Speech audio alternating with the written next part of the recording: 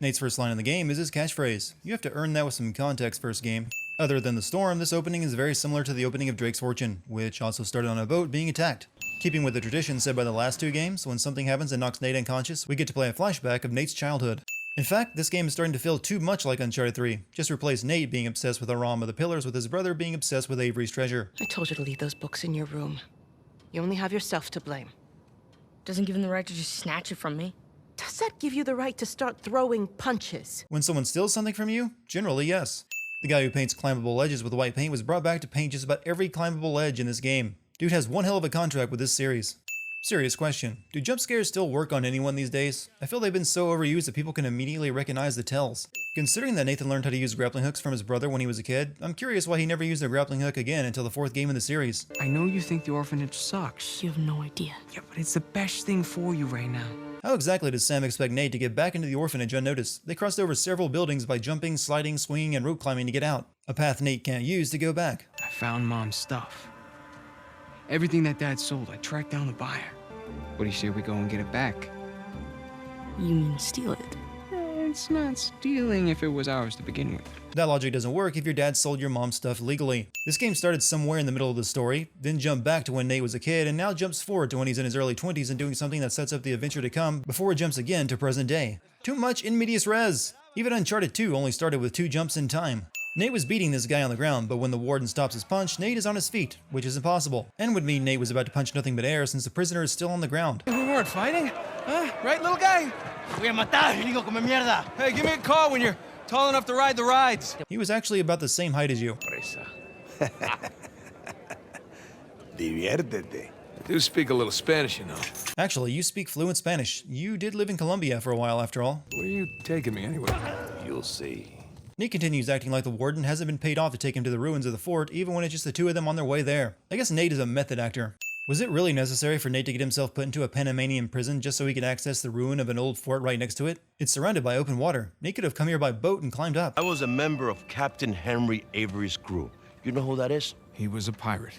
The pirate who pulled off the biggest heist in history and got away with it. That's nice and all, but Nate obviously already knows everything there is about Avery. So giving him a detailed rundown of the stuff you just learned is unnecessary narration at best. You and your friends did not pay to get into this infernal place in search of a metaphor.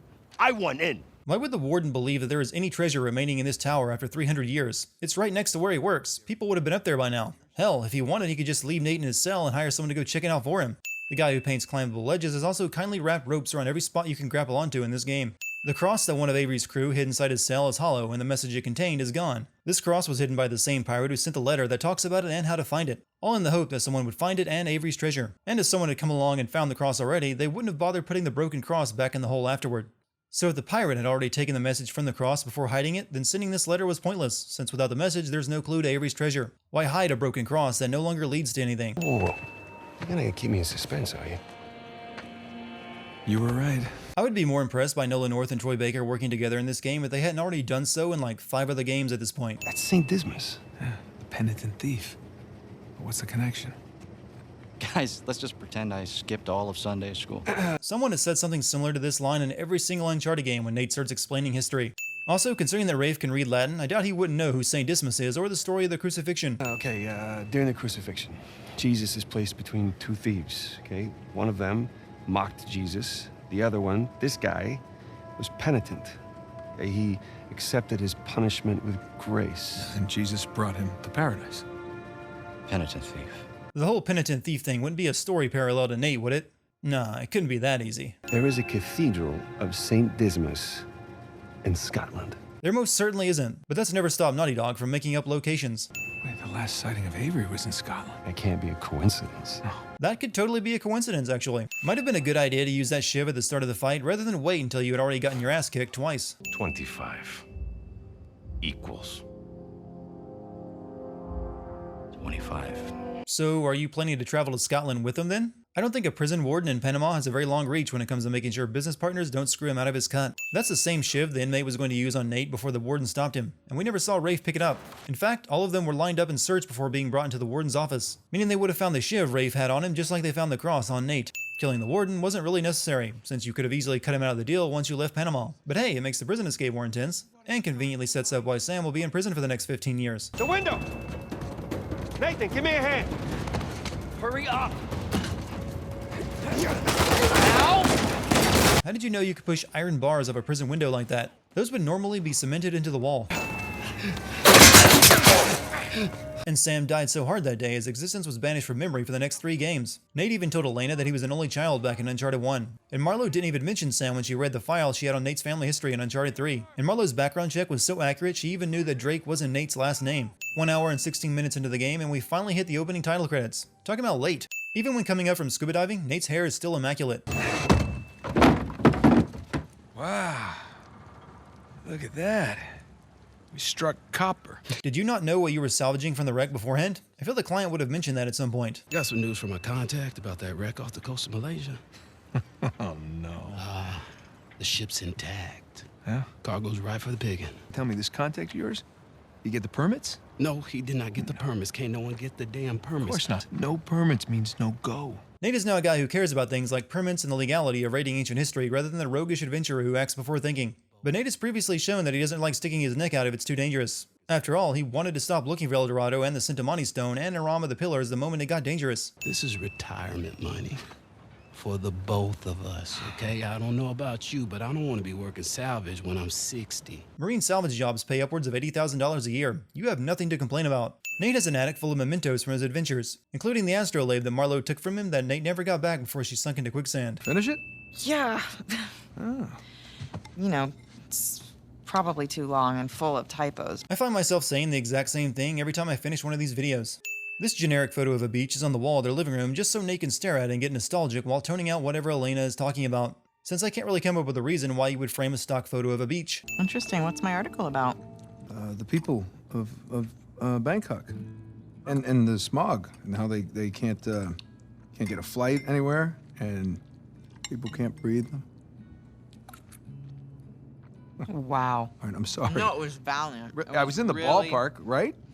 In a different state, but yeah, you were in a ballpark. Other developers, take note. This is how you write 2 people in a relationship. This probably doesn't seem like it's worth taking a sin off, but to me it represents a step in the right direction on how to write believable relationships in a video game. Something they have been historically terrible at. Nate, I really think that you should take it. It doesn't sound that risky. All right, if it's just a permit. No way. Elena is the most hot and cold character I have ever seen in a game. In the past 2 games, she's told Nate that he shouldn't be doing illegal treasure hunting, only to then encourage him to do so near the end. Here it's the opposite. She wants him to go do something illegal that she knows he wants to do, and then will admonish him later for doing something illegal. I'm gonna go ahead and do the dishes. Stop, I'll do them. No, You did them last night. No, you cooked. I cleaned. It's fine. I mean, at least, let me try to earn it or something. Let me play you for it. In this household, you have to earn the right to do the dishes by playing video games. There we go. Crash Bandicoot. Yeah, I can take a few sins off for this. Run away from the boulder. Why is the boulder chasing me? Just run away from it. I did nothing to this boulder. Nolan North is good at game sins. Just please don't start up your own channel. I can't compete with that. Come on, double or nothing. My car could really use a good cleaning. He wagered that if he beat your high score that he would get to do the dishes. Since he lost, you get to do them. So wouldn't you be wagering that you would be washing your own car if he lost? This kind of romantic coupling can only lead to a scene transition. Sam knocks on Nate's office door repeatedly until he answers it. But when Nate opens the door, Sam is in the middle of the room looking at stuff on a desk. Meaning he knocked 3 times, decided that was enough to get Nate's attention, then got interested in some papers on the desk just so he could do a slow turn reveal when Nate opened the door. I saw you get shot. Yes, you did. Right there. The Drake brothers have a great track record of surviving being shot in the stomach. Call some of your old contacts. Tell me some pretty crazy-ass stories. These were crazy stories. Got shot, hanging from a derailed train in the Himalayas. Which contact did you call that told you about that? Since the only other people who know those exact details are Sully and Elena, and they don't know about you yet. If I were Nate, I would plead the fifth and not incriminate myself by admitting to destroying any of those ancient cities. All right, you remember that beautiful astrolabe that I had that belonged to Sir Francis Drake? Actually, you had the ring while Marlo had the astrolabe. That's a small detail that you would think the developers would have gotten right, since the first 2 hours of that game were about stealing the astrolabe. I mean, what can I say? Another lost city destroyed? See, even Nate agrees with me on the ancient city thing. It's literally unbelievable. You tell me you stumble upon yet another archaeological gold mine, and somehow you manage to walk away with nothing. When you put it like that, it does seem a bit contrived after the 3rd time, doesn't it? You gotta come meet her. Tonight, dinner. At my place. You're coming to dinner. I can tell her all about you. Shit, I gotta tell her all about you. You never told your wife that you had a brother? I feel like that subject would have come up at some point in the 10 years that you've known each other. But then again, none of us playing this series knew about it either, and we've known you just as long. What will you do when you get out, Samuel? That's if I get out of here. I'm sure you can imagine. I can. But I want to hear you say it. I will find the greatest pirate treasure of all time. Did you really spend the last 15 years in prison planning to find Avery's treasure on the off chance that you got out? How do you even know that Nate and Rafe didn't find it 15 years ago after they escaped the prison with the cross? The tale of Henry Avery and his 400 million in jewels and gold has become a sweet lullaby for me. Do you really think you can find it? Why would a drug lord take that claim at face value? What reason does he have to believe that Sam is telling the truth or can even find the treasure? What is that Avery quote? I am a man of fortune, and I must seek my fortune. Yep, that's the quote the game started with. A slow clap and almost a roll credits, I guess. The first time we escaped this prison, all it took was running over the rooftops. Now it takes a fully armed cartel. How long do you think it will take for you to retrieve Avery's treasure? I don't know. I mean, I get back to the States, I can resume my search. How long? It's kind of hard to say until I get started. You said you know where it is. This is the conversation you should have had with Sam about the treasure before you brought him with you during the prison break. Stopping the van just down the road from the prison you just shot your way out of is not the best of ideas. More importantly, I believed you. That is why you were here. Based on what? He was just your cellmate in prison. I'm certain you could have bunked with any number of prisoners and they would have made equally stupid claims. If you run, or try to hide the treasure, or do something really stupid like go to the authorities, I'll know. And when you least expect it, I will be there.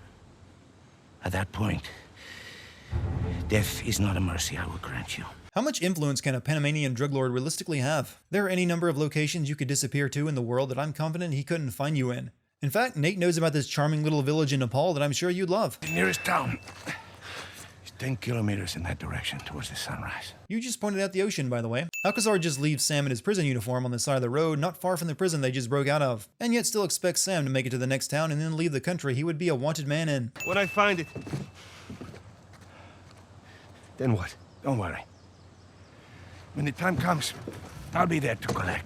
Because you're psychic? How would you even know if he found the treasure, or where in the world he would be if he found it? Just, you know, happen to do a little digging of my own. And, I bet you Rafe doesn't have this. Yeah, because Rafe doesn't know how to do a Google search for Cross of Dismas and find an image of it on an auction site. Avery made more than one cross. So whatever's missing from the one in Panama Is probably still inside this one. In every single Uncharted game, characters will let each other finish their sentences for them, because that's just how normal people speak. Nate uses a flip phone. Have you even thought about a backup plan in case Sullivan gets cold feet? So was Sam in Colombia with Nate when Nate first met Sully? He seems to know him well enough. Why didn't he help Nate steal Francis Drake's ring if that was the case? Seen here is Nolan North humping Troy Baker. I just fulfilled someone's fan fiction. You are welcome. Sully? Oh, come on. You knew that was Sully. Not only was this the room in the Rossi estate that he unlocked the window for you to get in, you would have seen him before this to plan the theft, since you had to tell Sully what he would be doing beforehand. So why is Nate acting like this is the first time he's seen Sully in years? You remember my dead brother, right? Wait, you didn't tell Sully about your brother being alive and why you're stealing this cross before you came here? From what I know about Sully, he would want details before he agreed to do anything dangerous. And that'll give us a few seconds of darkness to work with. Meaning we'll have to be right next to the cross when the lights go out. So there's no way we can get that close without being noticed. The waiter wouldn't get noticed. A waiter would most certainly be noticed, since the auction items are on a platform away from the bidders and the waiters. You know how it is. Every once in a while, a job requires us to get all dolled up. Where Indiana Jones is usually fighting Nazis, Nathan Drake is usually fighting the English. Also, that's the voice of Laura Bailey, once again starring in a game with Troy Baker and Nolan North. Yeah, Nadine Ross is buying me a drink. Nadine Ross? Wait, doesn't she own that Army for Hire? Also, that's yet another new character introduced to the series that is already well known to the old cast. Just once I'd like to hear someone ask, who the hell are you, when someone is introduced? I guess Rafe had access to a computer after all. That cunning fiend. How'd you find out about it? Is it that hard to assume he did a Google search? It is on the internet after all. Nadine, I think your partner here has had too many Bloody Marys. Cut the bullshit, old man. Now, I don't know how you scammed your way in here, but if you think about bidding on Avery's cross, I can tell you exactly how you're going to be leaving in a goddamn fight. Way to be subtle, Rafe. You might as well wear a sandwich board that says, me bad guy on it. Ah, crap. crap. You earned that catchphrase, Nate. And by that I mean encounter a hardship worse than a locked door. What? Rafe? Rafe is here? What a surprise. The guy you know that has spent his adult life looking for Avery's treasure is here betting on something that could lead him to it. Also, since Sam is standing just a few feet away from the cross, how come Rafe doesn't see and recognize him? Yes. That crowbar was inside that? That is in no way dark enough for Sam to steal the cross in just a few seconds from a table without anyone seeing him do it. Guards stop Rafe from leaving, but not Sully, even though he just walked out a second ago. After Sam steals the cross, Nadine decides to go to a random room in another corner of the estate for no reason whatsoever and has a run-in with Nate. She came here rather than go after Sully, who they know had a hand in stealing the cross. Nadine is a badass, sure, but I still believe Nate takes this fight. He's no slouch himself when it comes to fighting and has beaten up men twice his size, and started this game by beating up a trained fighter and his entire prison gang. Nathan! Catch! Wait, what? You were in a far better position to return fire than Nate was.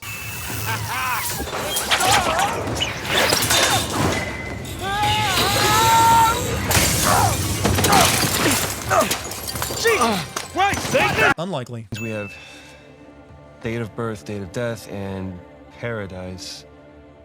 Which means we're looking for Avery's grave. St. Dismas's Cathedral. Wait a second.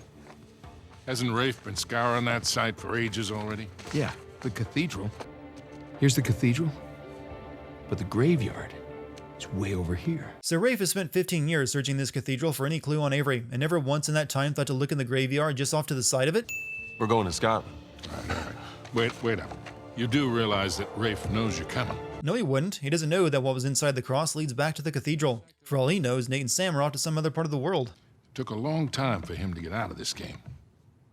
You see a gun to his head? He chose this. Well, no, but there's one to yours. And since there's no way Nate would just let you die after finally reuniting, you were pretty much forcing his hand. I have a hard time believing Scotland would allow a rich American and his private army to buy a centuries-old Roman Catholic cathedral and then blow it all to hell at his leisure. The Giant's Causeway, which this level's design is based on, is located in Northern Ireland, not Scotland. I see that Naughty Dog brought over the loading gates from The Last of Us. Sam, come here. Where'd you find it? Benjamin Bridgman. That's Avery's alias. Seriously, why did Rafe never find this tombstone with Avery's alias written on it? This is as dumb as Lazarevich not finding the cave right above his camp after several months of searching for it in Uncharted 2. Considering that the tomb points toward the cathedral, I'm also surprised Rafe failed to spot a stained glass window set into the side of a cliff facing the cathedral. The auction was the cleanest way But to get the instead cross. of going with my gut, I'll listen to you. And now we have competition. Oh, well, I didn't think he'd show up. Or maybe you wanted to draw him out. Why the hell would I do that? Because you think you need him. We're supposed to think Nadine and Rafe are talking about Nate, but they play the pronoun game so we don't figure out that they're actually talking about Sam, whom they never saw at the auction and have no idea yet that he's involved. This test is set up so that if a person takes the cross rather than the copper coin, the entire floor collapses. Considering this is a test that Avery set up to see if people were worthy or not, and that multiple people passed the test in the past, it's remarkable that no one ever failed, since one person failing means no one can ever take the test again. People back in the day really disliked the ease and efficiency of a good old map. Either that, or this was how people back in the day played Plague Incorporated, since that's a map of Madagascar, the hardest country to infect. Avery, he's screwing with us. This was supposed to be it, so where's the goddamn treasure, huh? You were the pirate expert in this group. Is it really that hard for you to figure out the connection? Avery was rumored to run a pirate colony in Madagascar. It's right there on his wiki page. Right after Nadine promised Rafe that she would stop blowing the hell out of the place and possibly destroying clues in the process, she immediately destroys more of the cathedral and ends up destroying the only clue. Losing one weapon in a cutscene means you lose all of your weapons. I believe she said shoot them, not shoot at their feet. It would seem that Remedy is not the only developer these days whoring out their game to sell smartphones for their publisher. What are the satellites saying, Victor? They should be telling you where the lost city of Libertalia is, but as we've seen in every Uncharted and Tomb Raider game, that is never the case. Suddenly I'm getting Spin Tires flashbacks. Yeah, that's Pride Rock. The guy who paints climbable ledges was also responsible for cutting away bark on trees that Nate can attach a cable winch to. Considering that none of them were wearing seatbelts when their Jeep slid off the cliff, all three of them should have fallen out, not just Nate, crawling through narrow crevice loading gate. You didn't start smoking cigarettes by any chance, did you? Looks like we're not the first ones here. But you are, or at least you should be. There were no shoreline trucks parked outside this tower, and you were ahead of them at this point. Now we're screwed, okay? Because there's 3 of us, and there's God knows how many of them, and they have a head start. Yeah, but they don't know which tower to go to yet. But they do have the manpower and can send a team to each of the watchtowers to check them out one by one. But for some reason, don't send one to the 2 towers you guys go to. None of these Jeeps were outside the tower when Nate and the others arrived. And according to the lit cigarettes Sam found inside, they were here first. But the Jeeps only appeared after they ambushed Nate, which is fortunate for Nate and Sam, because they only had the one Jeep and they need to split up to check the 2 towers in Kings Bay. Nate buys an apple so he can eat it and look like an asshole. Then a lemur steals it from him to be an even bigger asshole. Yeah, that's a John Woo style door opening if I ever saw one. I'm normally pretty forgiving and not sending fantastic machines built way before their time, but this is pushing it.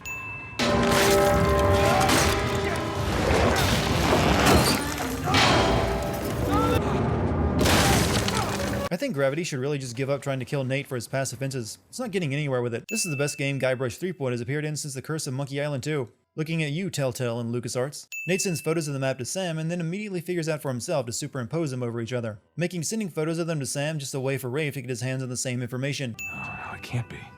Can't be what? Oh my God, it's so obvious. Nate. Why didn't I see this before? Nate really likes speaking in half sentences, so people have to ask him what he's talking about. I, for one, find it... Jesus, enough of the beautiful mind shit. What the hell are you talking about? Thank you, Sully. Couldn't have said it better, Mike. Proteus quod licentiae, for God and liberty. These are nice pictures, Nate. Good composition. You hacked our phones. And apparently had the time to boot up a copy of Photoshop and composite the photos together in the minute he had before making this call to Nate. You do realize that your phones are equipped with GPS, right? Well, you don't really need the GPS data to know where Nate and Sam are. They're at the two towers in Kings Bay, the same place your men would have already been headed to. Also, according to Sully, GPS isn't working out here due to the lack of signal. Also, telling Nate that he can track them by their phones lets Nate know to destroy their phones, which would have let Rafe track them again later, which would have been pretty damn handy. No, the product placement. This chase through Kings Bay is awesome. So awesome that I'm taking off 10 cents for it. Why is there even a truck with a giant winch chasing Sam to begin with? Just like in Uncharted 2 and 3, why doesn't the guy driving the truck Nate is on just stop and let them kill Nate? Instead, he keeps driving and his own men shoot the truck until it explodes. I'm no expert on Madagascar, but I think they would have issues with some English lady bringing a private army this big into their country. Sam, get in the goddamn car! I'm faster! Stop arguing! It is pretty much impossible for Nate to jump onto your motorcycle in this position. Letting go of the wheel on this terrain would likely send the Jeep careening into you, and even jumping onto the motorcycle would likely destabilize it and cause it to crash. I'm faster! Stop arguing! Are you? Because you haven't been able to put any distance between you and the guys chasing you. And they're chasing you on motorcycles as well. So advantage lost. Truck that's been shooting at Nate since he left Kings Bay opts for running him over when it finally has a clean shot. Here, take this! This Uzi would do nothing against an armored truck, yet here it is destroying it. In order to read the map, Nate needs to hold all three pencil rubbings up to a light like he did earlier. Here he reads the map just fine on top of his notebook. We found Libertalia. Why does this even surprise you? As soon as you made the connection between Avery and Madagascar back in Scotland, you could have safely assumed that Libertalia was what you'd be looking for. It only took me one Wikipedia search to make that same connection. Rafe has a copy of this. Yeah, well, by the time Rafe figures it out, we'll be well on our way to Libertalia. Why would you assume it's going to take Rafe much time to figure it out when Sam just said it was a simple cipher? You put it together in under a minute. This game doesn't even try to explain how Elena knew where to find Nate in Madagascar. She believed he was in Malaysia salvaging sunken treasure. She even tracked down the hotel he was staying in. This is Sam. Sam Drake. My brother. Yeah, I probably should have brought that up a few years ago. This scene is making me wonder what Nate's side of the wedding actually looked like. You lied to me. We've had 3 games now where Elena and Nate are having a lover's spat over Nate doing illegal stuff. Am I the only one that remembers how Elena was dead set on finding El Dorado and Nate was the one who wanted to go home? Who are you? Who are you? You fell in love with him while he was doing pretty much the exact same thing. At some point, you have to accept your spouse's hobbies. I don't even care about the treasure. The look on your face when you walked into this room. Your back was to Nate when he walked into the room. All you saw was his oh shit face. I'm saying maybe there's a smarter way to save Sam. Such as? Such as we give him a new identity. We put him in hiding somewhere. I'm with Sully. This makes far more sense than tracking down pirate treasure. I might be able to Hey, you want to be helpful, Sullivan? Go keep an eye on her. She said she was flying back to the US though. She doesn't need Sully's help with that. This is just so she has a believable reason to show up in the plot again later. Suddenly I'm getting Assassin's Creed 4 Black Flag flashbacks. Kinda puts that piece of Black Flag concept art that they accidentally left in the last trailer into perspective. How would pirates in the 17th century build a mechanism to let them hit a lever on one island that raises a statue out of the ground on another island? You would need either electrical wire, radio, or redstone to pull that off. At least they don't make you replay the boat chase that the game started with. The boat Nate and Sam are on crashed just a short distance from the shore, yet the two of them end up on opposite sides of the island. Yes. Sic parvis magna. Seriously? That's the Morse code message you blink instead of SOS? You guys love your Latin way too much. Also, there were not anywhere near enough blinks to spell out the rest of Sic parvis magna in Morse code after you read the S and I. This is the most ledge-painted cliff in the history of video games. Bling bling! Tomb Raider just called. They would like you to stop using their climbing mechanic. We're going up against an army. We've been holding our own so far. Well, yeah, strange that you were so concerned about one drug lord when an entire private army seems like no big deal to you. And maybe we're just swept up in this fantasy, when instead we should be looking for a real way to save you. That makes all 4 games now where Nate has started second guessing the idea of finding treasure only to be convinced to keep going. Sam came out of this forest when he heard Nate climb up the cliff, yet somehow he didn't spot all the ruins of the lost pirate colony until Nate did. Once again, I find myself asking, how did this remain hidden for decades after the invention of airplanes and satellite imaging? There are researchers who can find nothing but the foundations of old cities buried underwater using that technology, but a preserved city in the middle of the Indian Ocean goes unseen? Nate and Sam should see a tour group being led to this place right now. Yeah, just so you know, it's not my first lost city. Just wait until I destroy this one too. Sam sees a map on the ceiling and immediately figures that the pirate founders took their treasure from the treasuries to their mansions once the people of Libertalia turned on them, rather than off the island, or anywhere else. Don't wait, just go! Nate survives that. This too. Basically, this entire scene where the watchtower is attacked is one big middle finger to the odds of survivability. Okay. Shit! That was a grenade that just went off in Nate's face, and it didn't seem to affect him much. Then again, he took a grenade in Uncharted 3 like a champ as well. Losing one weapon in a cutscene means you lose all of your weapons. Literally in this case, since Nate had a rifle on his back, but it disappears after Nadine flips him. I'm all for strong female characters, but when you have a woman easily beating up two men who have proven to be pretty good fighters themselves, well, I have to call bullshit, unless Nate and Sam have lost all their upper body strength and weight advantage. How many times is this made now that Laura Bailey's character has beat the crap out of Troy Baker's character in a game? Well, this is interesting. Isn't it now? I seem to recall the same scene happening in Uncharted 2. Rafe, this guy's on edge. Oh, don't worry about him, Nadine. These guys don't kill anyone in cold blood. It's just not their style. It's not their style. Nate has killed thousands at this point. How many of your own men have they killed? He did hard time, our time. And the guy who broke him out, Hector Alcazar, he owes him a lot of money. Whoa, what the hell are you talking about, Nate? Hector Alcazar died in a shootout in Argentina like 6 months ago. I'm the one that got Samuel out. As good as this twist is, it does make you realize that this plot would have been over before it started had Nate taken 2 minutes to do a Google search on Hector Alcazar. You don't deserve it. You do? Last I checked, we're all a bunch of thieves digging around where we shouldn't. What is this witchery? A villain in an Uncharted game that makes sense? Quick, do something brash and stupid to make it right again. Thank you. Don't listen! Straight up dead. Every time Nate is knocked unconscious, we get to see more of his childhood. It's almost enough to make me think there's something to phrenology after all. Did you like The Last of Us DLC? Well, this level where Nate and Sam look for their mother's journal is straight up copied from that. Right down to taking a Polaroid selfie and changing helmets in place of masks. All important information in the journal will be found in the first page you turn to cliché. This old lady was not in the room before they came in, so she not only came across them stealing their mom's journal, but then silently walked to the other corner of the room to turn on the light without Sam and Nate noticing. You knew her mom? She worked for me. Apparently, Sam and Nate's mother never talked about her job, because they had no idea they were breaking into the home of the person she worked for. Of all her discoveries, this would have been her crowning achievement. Did she ever tell you her theories regarding Sir Francis Drake and his heirs? Sir Francis Drake didn't have any heirs. Yeah. That's what history tells us.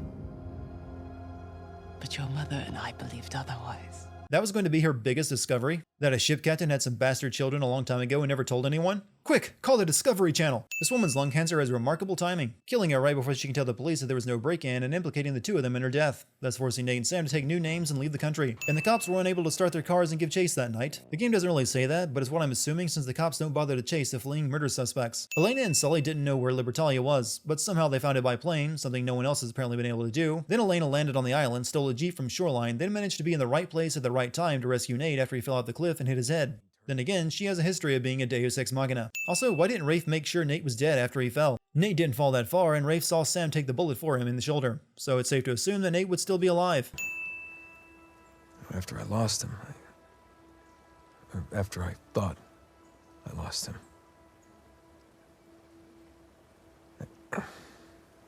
You didn't want to bring him back up again.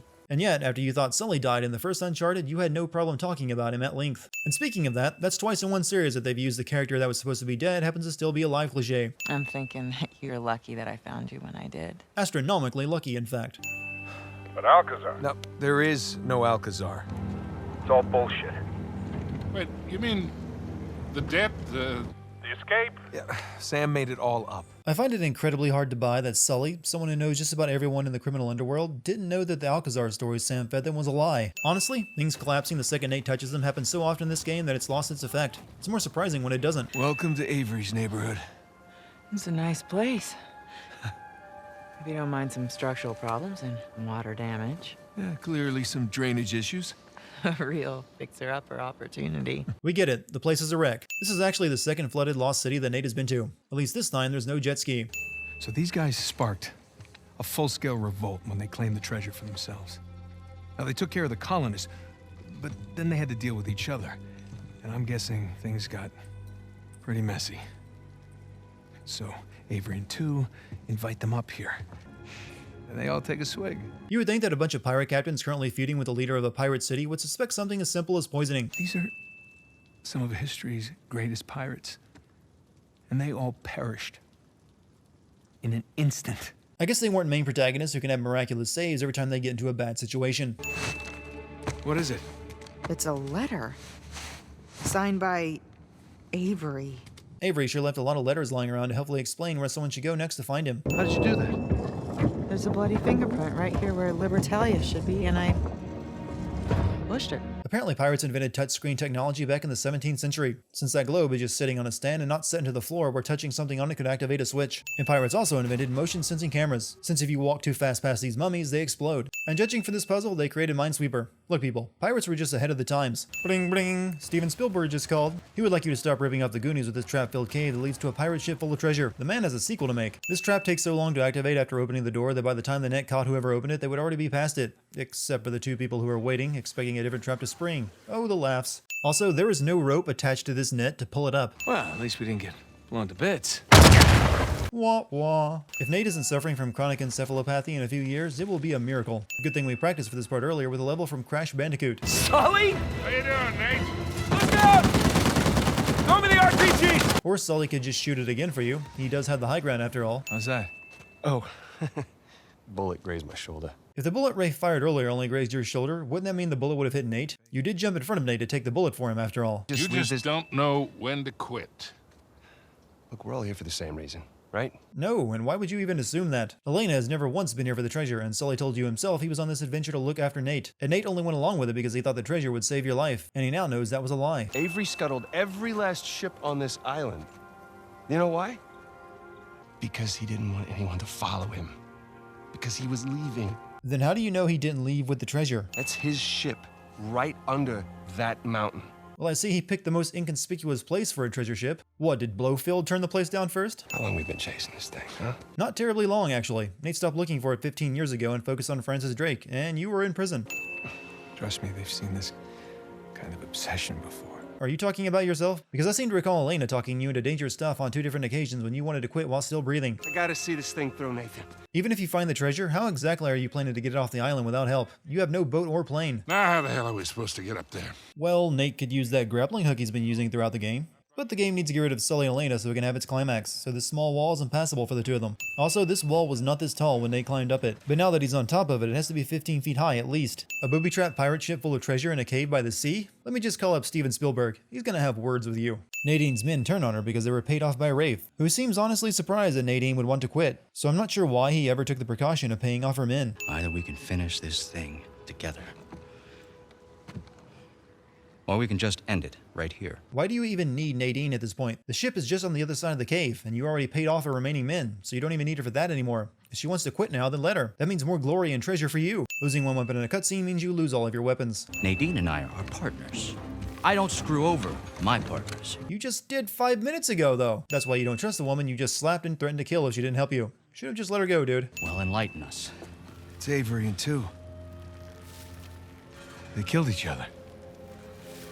Good for them. What's the point? It's a metaphor. It's not that hard to figure out. Seeing Nadine dual-wield pistols like this, am I the only one who's already writing erotic fanfiction of her and Lara Croft in my head?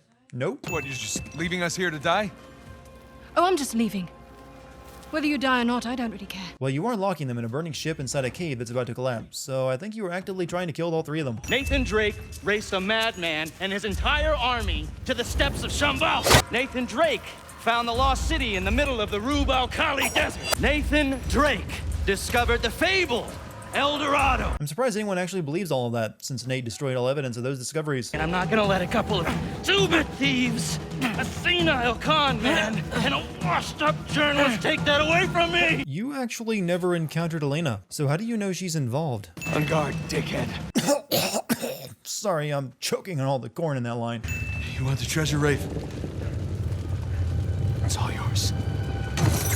Oh, come on. You were doing so well right up until you used a cheesy one-liner. This single wooden beam is too heavy for Nate to lift, yet earlier he held up an entire wooden gate by himself that had to be a lot heavier. Loaded and working cannon ex machina. I can already see the comments on the video telling me that this is plausible, but ships didn't keep their cannons loaded and ready to fire while in dock for obvious reasons. Yeah, well, you know, as thrilling as the next adventure might be, in the end, I always left with that same feeling.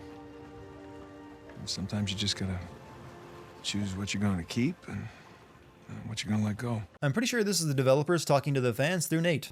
You're buying Jameson Marine?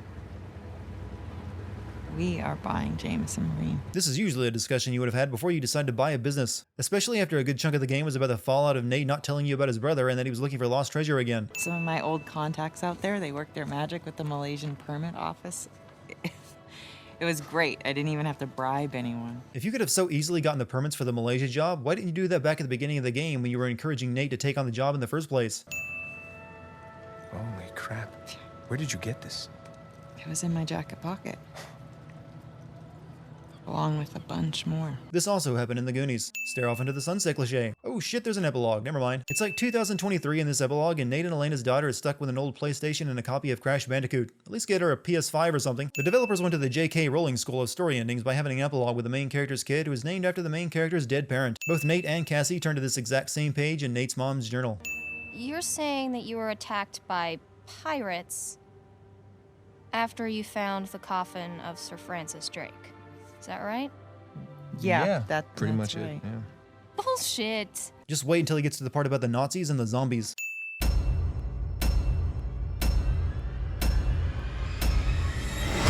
mean, what can I say? Another lost city destroyed.